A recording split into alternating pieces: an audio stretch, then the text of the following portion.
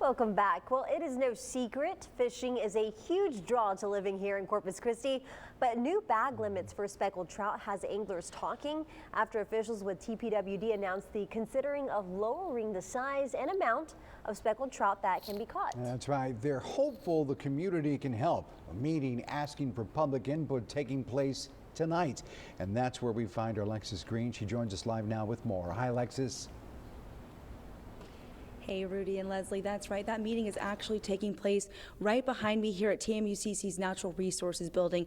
Now, like I said, that meeting did kick off about 10 minutes ago, so I'm going to try to keep my voice low, not to interrupt them. But we did take a peek into that room, and there is not a few spare chairs left in the building. Now, to give you guys a little bit of background, back in 2021, there was a 2-year restriction on speckled trout, which lowered the amount of trout as well as the size that they could catch in an effort to help the population recover. Now, TPWD says they are considering bringing those regulations back.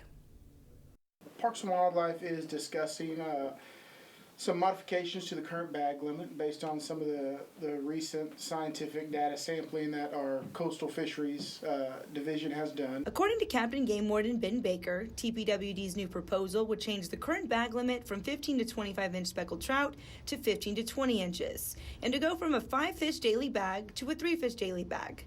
And they want input on it. And we really value their input because, you know, these men and women and these fishermen are out there every day.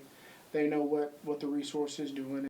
One of those anglers being Al Gordon, a local fishing guide for more than 25 years, who says he's seen his share of changes. I've watched the limits go from unregulated when I got here to 10 fish to 5 fish to an emergency 3-fish limit that we just expired at this year. Gordon claims he has seen worse fish kills in his experience and has also seen the populations recover. He is opposed to the proposed limits. I don't think that there's a need for a change in the bag limits. I think they need to stay at 5. That's a good number of fish, a good number to retain. Gordon strongly believes if other anglers feel the same, they should speak out while they have the opportunity. You know, we all want our grandchildren and great-grandchildren to come down and enjoy the resource. And I believe when you start taking those things away, you take that away from our future. Captain Baker says that they also look at the future, and these regulations could change based on the sampling results. This will be the proposed new regulations until the data tells us otherwise.